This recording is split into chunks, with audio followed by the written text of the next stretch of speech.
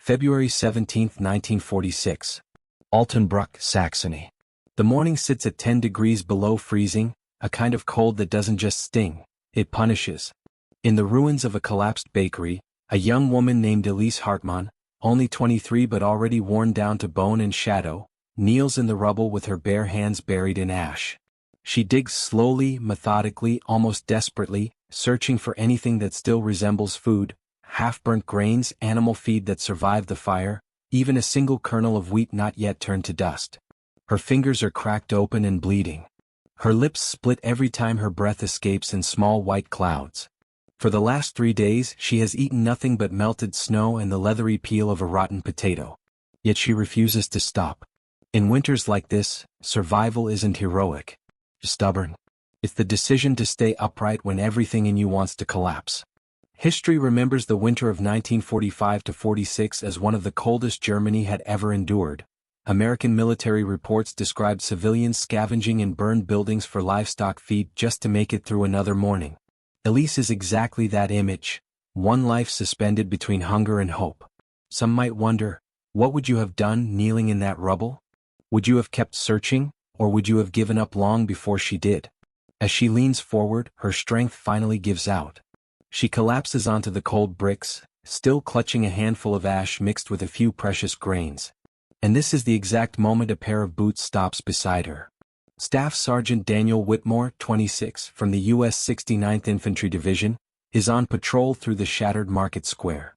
He kneels, reaches into his coat, and places a single deration chocolate bar in her trembling hand. Elise flinches at first, thinking he's mocking her.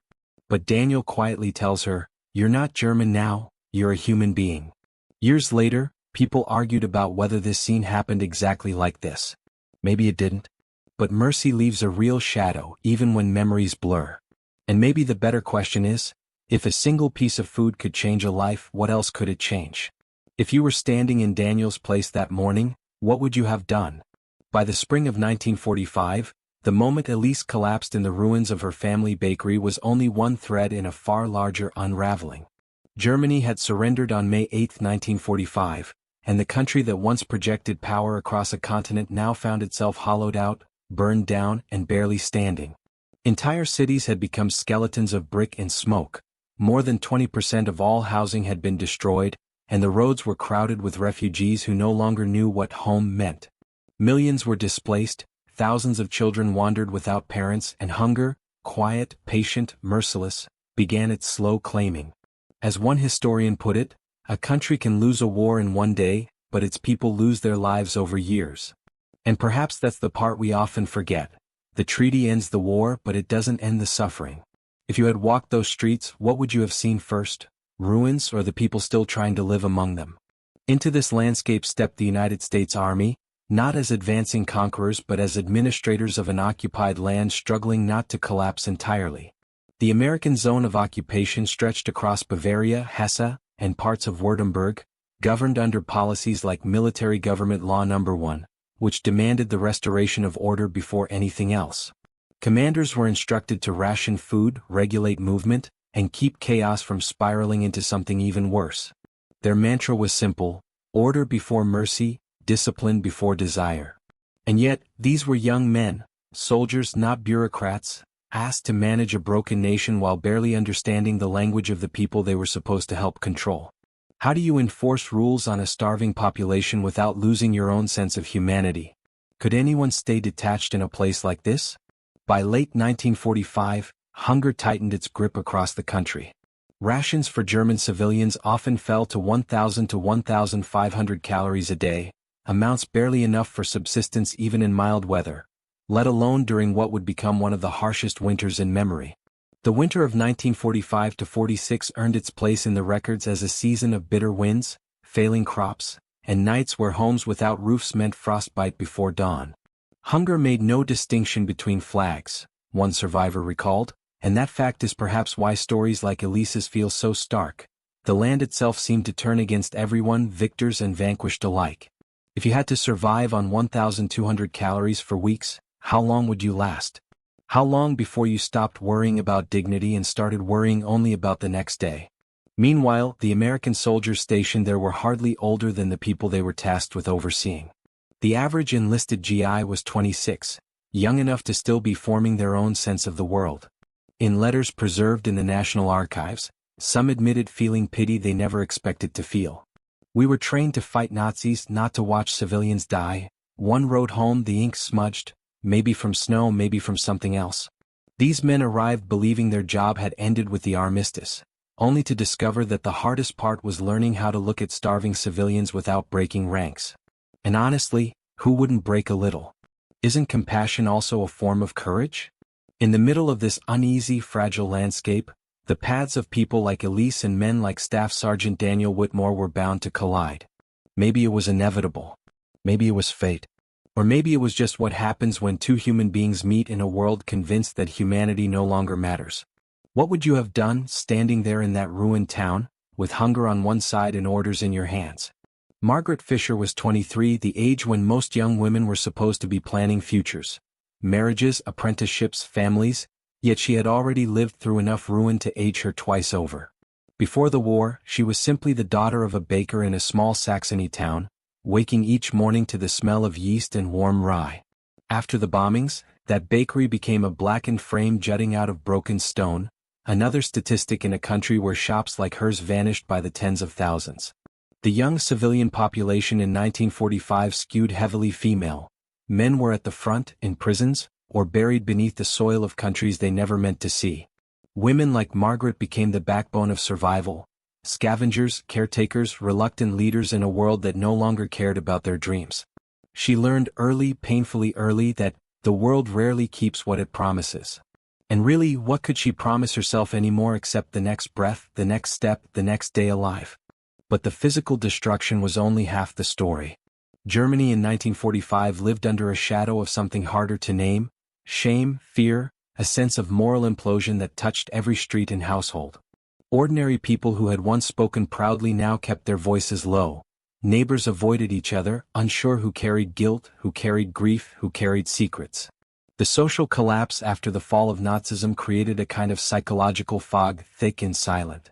Fear was a language everyone spoke, one witness later wrote, and Margaret felt it in every glance, every empty street corner, every distant siren.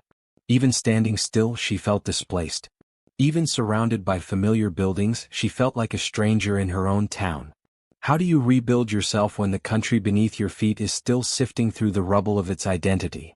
How do you find dignity when the world keeps reminding you that you lost more than a war? Across the ocean from all this devastation, William Barker grew up on a modest patch of land in rural Oklahoma. His world had been wheat fields, cracked summer soil, and long quiet evenings when the only sounds were the cicadas buzzing and his father sharpening tools on the porch. William was the kind of young man the U.S. Army knew well, one of the thousands of Midwestern farm boys who enlisted in 1942 and 1943, steady and practical and strong from years of manual work. Nothing about him was glamorous or heroic. His values were shaped by storms, harvests, and the kind of poverty that made you humble rather than bitter. His father gave him only one piece of advice when he shipped out: "You fight hard, but you come home human." Simple maybe. But William carried those words like armor through every march, every night watch, every cold morning on foreign soil. When he arrived in Germany after the surrender, he expected hostility, suspicion, maybe even danger. What he didn't expect was pity, sharp, disorienting pity, for civilians who looked barely older than his younger sisters. He wasn't trained for this kind of war. None of them were. They knew how to fire rifles, not how to watch children line up for rations or elderly men collapse from hunger in the snow. Letters found in the National Archives show how common this feeling was among soldiers his age. Conflicted sympathy, a quiet ache for people they'd been told were enemies. William felt it too. He tried to stay within regulations, tried to remember his orders, tried not to blur the lines the army drew so carefully. But compassion doesn't ask permission. It just arrives, unexpected and uninvited, and refuses to leave. And so you had two lives: Margaret, the survivor who had lost everything she thought permanent, and William, the soldier trying to stay human in a place that tested humanity daily, moving toward a moment neither of them could have predicted. Looking back, you might ask yourself, were they shaped more by the world they lived in, or by the choices they made despite it? And if you were standing in their shoes, stripped of certainty and surrounded by hunger and ruin, what kind of person would you have become? The closer William and Margaret drifted toward one another, the more dangerous the ground beneath their feet became, because in 1945, kindness itself could be a violation. After the surrender, the U.S. military government enforced a strict rule across the American zone. No personal interaction with German civilians. No meals shared, no private conversations, no lingering at doorsteps. Between June and September of that year, the non-fraternization policy was written with the clarity of a warning label. Soldiers were reminded daily that Germany was an occupied country, its people potential threats, its loyalty uncertain. One handbook stated plainly, fraternization was not a suggestion, it was law. And the penalty wasn't mild: disciplinary action, reassignment, even court-martial. For William, every step toward Margaret meant stepping directly into forbidden territory. But rules look different when hunger is staring you in the face. Haven't there been moments in your life when the right thing and the allowed thing weren't the same? It started small, the way dangerous things always do. On patrol days, William sometimes pocketed an extra piece of hardtack or a half-melted chocolate bar, the kind soldiers usually joked about because they tasted more like wax than food. But to someone starving, even wax can save a life.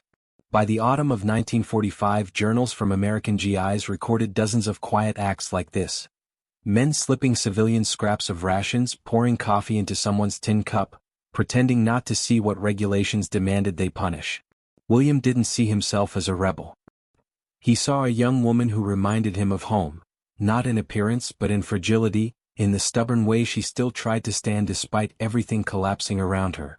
And eventually he told himself the things soldiers always tell themselves when bending a rule feels too human to regret. If feeding her was wrong, then let the world be wrong with me. Would you have followed the regulation or would you have followed your conscience? For Margaret, trust had become something distant, almost mythic. After surviving bombings, losing her home, and watching strangers in unfamiliar uniforms march through her streets, why would she believe anyone meant her well? Trauma had curled itself around her instincts like a shield. German civilians in 1945 were known to flinch at unexpected kindness as much as at cruelty. Reports from the time describe a population wary, hollowed out, afraid of both past and future. Trust was a luxury she no longer believed in. And yet, slowly, almost unwillingly, she began to see that William wasn't there to humiliate her, or lecture her, or assert power like so many men before him. He offered food silently, without expecting gratitude. He didn't push, didn't question, didn't stare at her with that look she hated, the look people give to tragedies, not to people. Little by little, fear softened into recognition. Recognition into safety. Safety into something she could almost call belief. What changes first in a wounded heart, the body or the hope? By late 1945, the non-fraternization policy finally loosened in small, cautious steps. Soldiers could speak to civilians under supervised circumstances. Children could accept candy. Adults could nod in greeting without fear of reprimand. It wasn't freedom. It wasn't acceptance. But it was a crack in the wall that had been built between conqueror and conquered. And through that narrow opening, something fragile began to take shape between them. Not romance, not yet. More like an understanding, a flicker of connection in a world where everything else had been reduced to rubble. As one officer wrote at the time, in ruins people look for anything still standing. Even each other. And maybe that's what makes their story compelling, not the forbiddenness of it but the inevitability. Put two lonely souls in a land stripped of everything except survival, and what else could possibly happen? If you found even a spark of kindness in a place like that, would you let it die or would you protect it, no matter the rules? By the time William finally spoke the words that would change everything, the air between them was thick with both hope and fear. "Come with me to America," he said one crisp morning, the ruins of Altenbruck all around them, ash and stone under their boots. The request wasn't just about love, it was a proposition to leave a country still gasping under the weight of its past, to risk a journey across oceans to a place that promised little more than a chance at life. By late 1945, the U.S. government allowed GIs to marry foreign nationals with proper military permission, the first steps toward what would become the War Brides program. "America isn't perfect, but it's a place to start over," he added softly, and in that moment, neither of them thought about rules, about paperwork, about what was proper. They only thought about survival, and about each other. Could one human act of courage outweigh an entire history of war? Could you make that choice if it were yours to make? The wedding that followed was as extraordinary as their bond. In the remains of a small chapel, walls pockmarked by shrapnel, stained glass shattered or missing, they exchanged vows before a handful of witnesses. Many German chapels had survived only partially intact, their survival almost miraculous, and the army chaplains present for these early post-war marriages treated every ceremony with solemnity and care. "You're mine now, and that means I protect you," William whispered in German, words meant not to possess but to shield. The contrast was stark. Love and commitment set against a backdrop of rubble and ruin, the future uncertain, the past still smoking.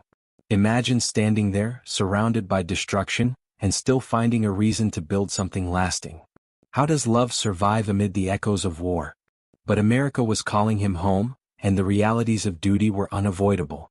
Demobilization in 1945-46 swept soldiers back across the Atlantic with rapid cycles, leaving newly married couples separated almost as soon as vows were spoken. War ends fast. Paperwork keeps going, William muttered to himself as he prepared for departure. For him, leaving meant unfinished conversations, untied knots of fear, and a heart already tethered to someone else's survival. It was a separation born not of doubt, but of obligation, a test of the kind of patience that feels endless. Could anyone be ready to leave someone they've promised to protect in the middle of chaos? Margaret remained behind, navigating a Germany still teetering on the edge of disorder. The months stretched on interminably as she waited for visas, for approvals, for official recognition that she could join William in Oklahoma. Processing for German war brides often took between 8 and 14 months, a bureaucracy as slow and cold as winter itself.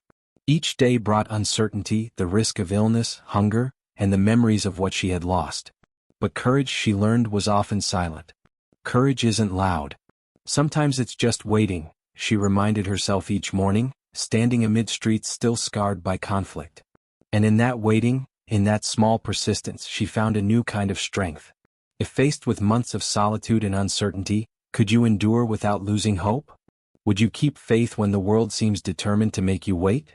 It was in these moments, between promise and peril, between love and law, that the ideals of humanity that William carried, the belief in protection, in standing for the vulnerable, in choosing mercy even when rules forbid it, were fully tested. They were learning, together and apart, what it meant to live the American way, not as a slogan, not as a flag, but as a tangible, deliberate act of humanity. 10 months had passed since William had left Altenbruck, since the winter winds had clawed at Margaret's bones and the paperwork had stacked higher than she could see. On a spring morning in 1946, she finally arrived at Tulsa train station, fresh from the Atlantic crossing, worn but alive. German war brides typically spent weeks at sea, then rode inland on rattling trains, each mile carrying them farther from what they had known and closer to the life they had imagined. As she stepped off the train, her eyes searching the crowd, she saw him. William's face, steady and familiar, rose through the throng. She stepped off the train, and for the first time she wasn't afraid, one observer might have said. In that embrace, all the waiting, all the hunger, all the fear melted into a single moment of recognition. Two people reunited, proof that even the smallest acts of humanity can ripple through time. Could any distance or bureaucratic delay diminish what had quietly taken root in the rubble of Altenbruck? But the promise of a new beginning in Oklahoma carried its own shadows. Anti-German sentiment still lingered, subtle and sharp, even as the war had ended months before. In restaurants, at the grocer, even passing neighbors' glances reminded Margaret that people often saw the war before they saw the woman. Some whispered about enemies in uniform, about survival at the wrong tables, about the other side. Each step forward required courage, a constant assertion that she was more than the uniform her homeland had once forced upon her. If you had walked her path, arriving in a land of strangers who remembered your nationality before your humanity, how would you carry yourself? How would you defend the right to simply be? Amid that tension, William's family became her unexpected sanctuary. Rural Midwestern households often carried a resilience, a hospitality shaped by necessity and faith, that cities rarely offered. William's mother, hesitant at first, observed quietly before speaking the words that would anchor Margaret in a new life. If she loves my son, she's ours. It was not just acceptance, It was permission to heal, to grow, to be human in a place that had seemed for so long indifferent. Around the dinner table, among the fields and the creaking porches, Margaret found the rhythm of ordinary life, a rhythm she had feared lost forever. And in that rhythm she began to understand that survival was no longer just about keeping herself alive, it was about building a life worth living, in a world that had almost forgotten what that meant. In the quiet moments that followed, watching William tend to the farm or listening to children's laughter echo across the fields, Margaret could finally reflect on the journey that had brought her here. From rubble to ship decks, from fear to tentative trust, the turning point wasn't a single act, it was every small decision, every act of courage and mercy, stitched together over months and miles. And you might wonder, when faced with such upheaval, such fear, would you have the patience and the faith to reach this kind of moment?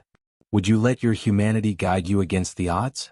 Life in Oklahoma proved that survival was only the beginning. Margaret soon discovered that even in a town full of fields and wide skies, acceptance was not automatic. German immigrants after the war faced subtle discrimination well into the early 1950s. Neighbors' glances sometimes lingered too long, the cashier hesitated at the counter, and casual remarks reminded her that the past was never far behind. Forgiveness takes longer than peace treaties, she thought, feeling the weight of history in every interaction. Even as she learned the language, the customs, and the rhythms of farm life, she had to navigate a social landscape still shadowed by war. How do you convince a community that you belong when the world has only just begun to forgive? How do you show humanity when it's met with suspicion?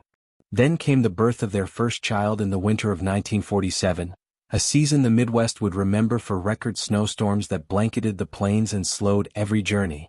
Hospitals were crowded, roads treacherous, and yet in the small farmhouse, warmth spread from hearth to hearts as Margaret held her newborn, soft and breathing in the quiet chaos. New life has its own timing, she murmured, realizing that even amid cold and fear, renewal had its rhythm. This child was more than a son. He was proof that survival had evolved into hope, that love could thrive despite the lingering shadows of the past. Snow piled high outside, but inside, laughter and tears and whispered promises created a world entirely their own. Could there be a stronger symbol of resilience than a newborn against the storm? Among the quiet moments of joy came an unexpected healing for the older generation. William's father, James Barker, a man who had carried his own memories of war with quiet pride and occasional bitterness, stood holding the baby for the first time.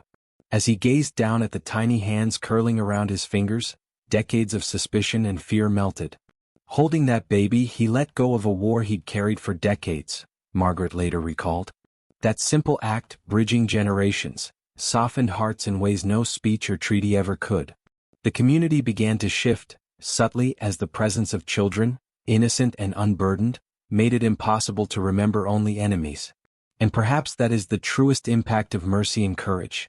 It does not stop with the two people who first share it. It ripples outward, transforming families, neighborhoods, even towns. If a single act of humanity can change the course of one life, how far could it reach? How many lives could be touched if we too chose compassion over fear? Years passed in Oklahoma, and with them came the quiet rhythm of ordinary life.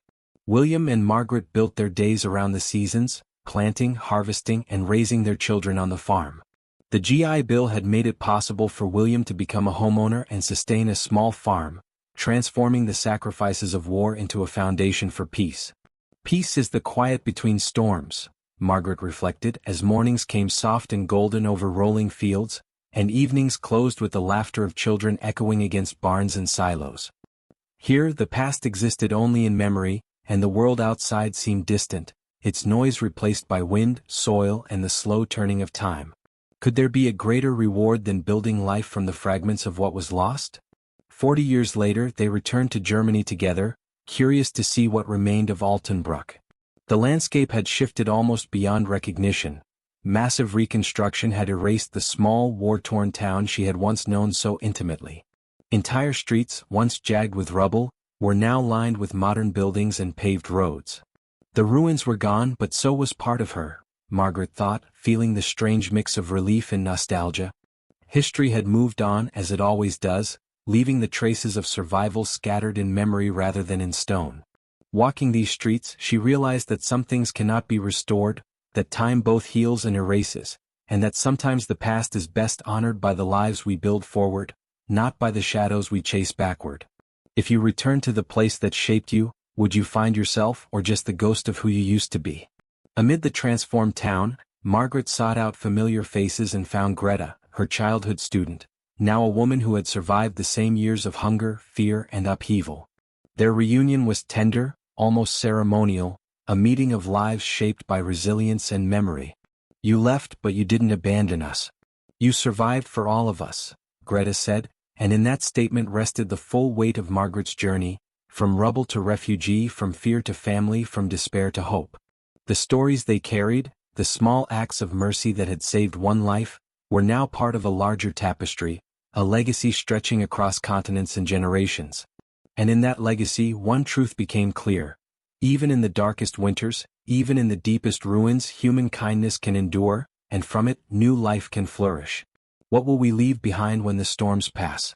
Will our compassion be remembered as theirs has been, or will it vanish like the ruins themselves? William passed away in 1989, quietly, as if he had waited his whole life for the right moment to slip away. He had lived with the steady rhythm of farm life, with the laughter of children echoing through barns and fields, and with a heart that had never wavered in its commitment to compassion. Among veterans of his generation, such deaths were common in the early 1990s, a gentle coda to lives shaped by war and resilience.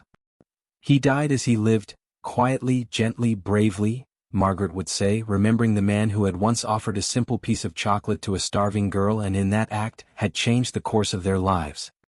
His departure left a quiet emptiness, but it was filled with the echoes of decades of love, care, and humanity. Margaret followed in 2005, 82 years old, having witnessed the unfolding of a life she could never have imagined on that frozen February morning in Altenbruck. Her journey, from scavenging ruins to raising a family, from surviving prejudice to nurturing hope, had spanned continents and decades. Her life was a bridge she built from ruin to hope, one of her grandchildren said, a testament to the resilience she embodied and the generosity she carried forward. She left behind not just memories, but a living legacy in every hand held, every home nurtured, every story passed to the next generation. Could there be a greater measure of a life well lived than the love it leaves behind? Together, William and Margaret created a family that stretched across 3 generations, each child and grandchild a living proof of mercy's reach. A single act of kindness changed all of them, someone whispered, and it was true, because that small, courageous decision, made in the snow and ruins of post-war Germany, cascaded outward in ways neither could have imagined. From a chocolate bar in a frozen street to a bustling Oklahoma farm, from fear to trust, from ruins to renewal, their story became more than theirs alone. It became a reminder that under any circumstances, being humane is not just a choice, it is the ultimate expression of what America can offer the world. And as the sun set on fields once filled with struggle and shadows, one thought lingered: how many lives could be reshaped if we each chose courage and compassion, even when the rules say otherwise? It all began with a simple piece of chocolate, handed from one human to another in a world that had forgotten how to care. That small, almost invisible act became the seed for an entire lineage, a family that spanned generations, cultures, and continents. From the frozen streets of Altenbruck to the fields of Oklahoma, the ripple effect of courage and kindness grew beyond what William and Margaret could have imagined. Every child, every grandchild, every memory shared across that family bore witness to the power of compassion, the quiet strength that can emerge when someone chooses humanity over fear. Their story is not just about love, it is about survival, resilience, and the ways one act of mercy can echo through decades, shaping lives far beyond the moment it occurred. William and Margaret's journey stands as a testament to the enduring values that define their generation of Americans: the commitment to protect the vulnerable, to extend grace even in times of chaos, and to live with a conscience that guides action over convenience. As William once lived and Margaret once endured, the lesson is clear. Under any circumstances, being humane is in America's ultimate interest. This is the legacy of soldiers and civilians alike, a reminder that courage is often quiet, and heroism is measured not in battles won, but in lives preserved and transformed by compassion. And now, as we close this chapter, the question turns to each of us. In our own lives, when faced with fear, rules, or the weight of history, how will we act? Will we choose to see the humanity in others, to offer help when it is difficult, to extend trust when it is risky? The story of William and Margaret is not just theirs, it is an invitation to reflect, to ask ourselves what small act today might ripple across generations tomorrow. How will your courage and compassion shape the world around you?